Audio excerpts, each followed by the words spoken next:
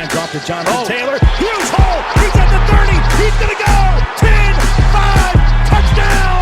Jonathan Taylor made a man miss the line of scrimmage and then runs it into Pater. A one-handed INT. Are you kidding me? Kenny Moore. What a play by Nyheim Hines.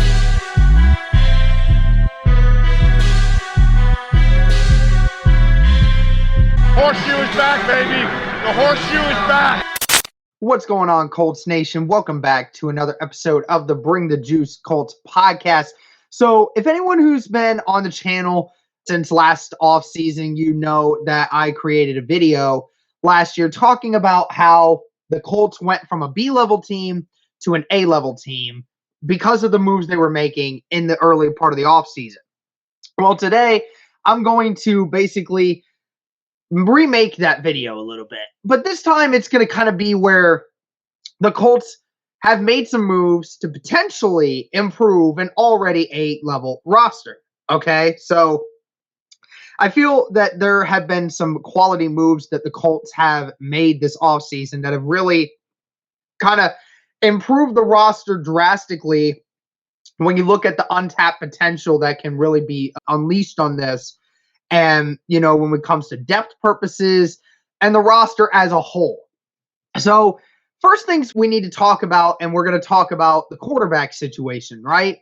We now have a full quarterback room with Sam Ehlinger now being added in the draft, and you have Carson Wentz, who I think a lot of us would agree that Carson Wentz gives a different dimension to the game that Phillip Rivers could not add. Phillip Rivers was a great quarterback last year, no question about it. Was a really good quarterback, but ultimately there were some things that made it a little bit more difficult for the offense to function the way it kind of wanted to. And a lot of that had to do with the inability to really do a lot of play action and rollouts the way they wanted to, right? We've talked about how Carson Wentz is able to provide that, and the way his game is played, you know, the gunslinging, deep down the field, you know, rollout, escapability is there, you know, that kind of quarterback, you know, and it provides a different element to the game that Phillip Rivers could not provide for Indianapolis. So that is where the potential for the new standard of the Colts offense really opens things up for them to make it even better than what it was in 2020. I mean, on top of that, you know, I mentioned all the time how Sam Ehlinger is a great quarterback for this practice team and the first team defense because, you know, a guy that can run, a guy that can use his feet. We know there's going to be a lot of quarterbacks this year that the Colts are going to have to adjust with that. You know, they're going to have to play the Ravens. You know, they're going to have to play teams in the AFC that have mobile quarterbacks. Sam Ehlinger is that kind of guy. And you can have a quarterback now that is able to escape the pocket and be able to run with his feet. That's the kind of thing that I'm talking about when I'm talking about improving the roster, because it doesn't help on the game day from the offensive side of things, but it really helps the defense in their preparation for how they are able to predict defenses and work against things like that. We didn't necessarily have that last year that much. And then, you know, obviously we've talked a lot about the depth purposes of, you know, all these veterans coming back. And we talk about the depth on the offensive line, the depth of the offensive line. This offensive line is, in my opinion, the best offensive line in football. But then when you add everything that Chris Ballard has done to ensure that the Colts would not have to go into that issue again, not having to deal with, you know, if Braden Smith or an Anthony Costanzo went down, then we wouldn't have that issue. This time you got Eric Fisher. You went out and got Seven Tevy. You drafted Will Fries. You brought in Julian Davenport. You brought in Chris Reed.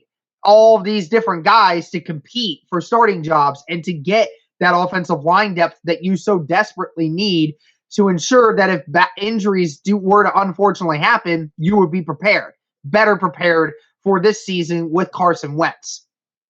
So that alone just makes me feel so much better going into this season, knowing that if something were to catastrophically happen, that we would be better prepared. and better equipped to handle that sort of circumstance.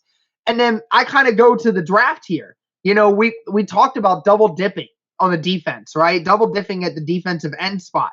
You know, bringing back Al-Qadim Muhammad. You now have a lot of these different young, high potential guys that are able to boost this defensive end group even more to help with going along with DeForest Buckner in the middle and guys like that, right? It was all about trying to improve on the defensive line because at the beginning of the year, it was pretty good. But at the end of the year, our pressure started getting stagnant and then the secondary struggled, right?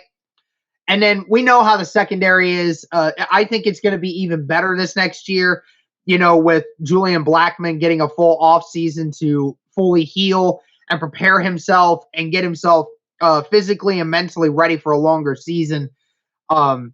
Darius Leonard, Bobby Okereke taking the helms at the linebacker position. We'll see how that goes from the third spot. And then, you know, drafting Dayo Adangbo, drafting Kwity Paye, young, talented, ruthless, raw prospects that you can transform into players that you want. I mean, that really gives a lot of high potential for this defense and really opens a lot of things up. I mean, this defense was the 10th best defense in the league last year. I can only imagine what Dayo Adangbo and Kwity Paye will help bring to this team once things move forward. So, again, guys, this is just kind of an expansion on that video from last year of me breaking down why the Colts potentially improved an already A-level roster. This team's got a lot of great aspects to it. Not a lot of other teams are more equipped than what the Indianapolis Colts are right now. Still a lot of untapped potential still on this team, and that's very exciting for a lot of Colts fans to be able to think about that and imagine just how good this team can actually be if things all go according to plan. Let me know what you guys think. Am I exaggerating the Colts roster? Do you think that there was something else in this list that I didn't mention that could really booster this team and what it's able to do? But be sure to let me know, guys. Thank you so much for all the support. And as always, go Colts.